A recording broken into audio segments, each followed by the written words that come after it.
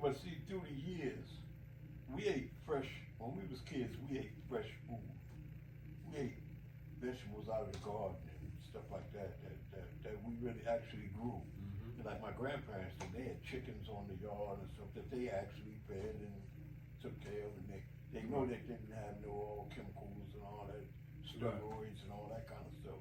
So that's the kind of food we ate.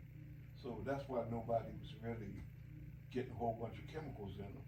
But now all the fruits and vegetables that's grown, they're getting sprayed with all these chemicals and stuff, you know, so the bugs don't eat them up and all that kind of stuff, so they can sell them. And then they even treat them to give them a longer shelf life and all kind of stuff like that. And it kind of messes it up to a point.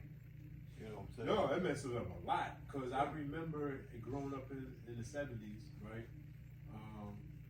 Going to church. I used to go to church all the time. And growing up in the 70s, the church members, they always, every Sunday or at least twice a month, they'd have like some type, the women in the church, everybody cooked from scratch. And they'd have these little tables and they'd feed the community. This is in the Bronx, right? Yeah. And so they'd feed the block and the people would come, they get plates of food, whatever the case is, right? And then we have like anniversary dinners once a year for the church anniversary.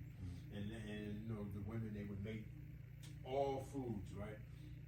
And then at some point in like the late 80s or somewhere, they transitioned from cooking meals to catering, right? And getting caterers to come. And then the food wasn't as good as it used to be, right? And then and I don't take nothing away from catering, right? But catering is a business, and so with business comes certain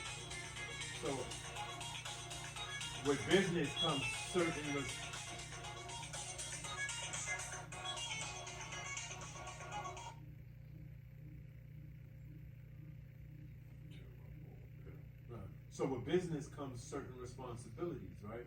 And so especially with catering, they got to make sure, just what you was talking about, make sure that the food is preserved, right? And certain preservatives and so on and so forth. I miss those days. Do you know, because the vegetables, I don't know, vegetables was different back in those days. Vegetables and fruit, you know, we got a lot of, so when I was growing up, fruit had seeds in it, right? Fruits had seeds, watermelon had, I remember as a kid, we'd be at a barbecue or a cookout somewhere, right? And kids be eating watermelon and having seed fights. Spitting seeds in, like we used to create fun. When I was a kid, there was fruit trees and everything too, all through the neighborhood. Yeah. Pear trees, apple trees. We had a big grapevine in the back of in our backyard with the green grapes and the red grapes, and you know, always grew a big garden, everything. So you had all of this stuff, but now you go through the neighborhoods, you can't find a fruit tree. Yeah. Everything is getting imported in from somewhere else, Florida, or California, or wherever. You know, could be anywhere. And a lot of those fruits, those seedless. Right. They're seedless. And now they're GMOs, genetically modified organisms, right? But the seeds is actually good for you. Yeah. They're actually good for you. I The believe seeds in some of everything, just like seeds in strawberries or whatever. Right. They're little tiny seeds. But like now they have like, you know, where you can make a smoothie, those blenders and stuff, that breaks those little seeds up. So, you know, you can really get it into your body, because most of the time, if you just eat a strawberry, the seed don't be broken up, it'll just go through your body. Oh, you can't digest it.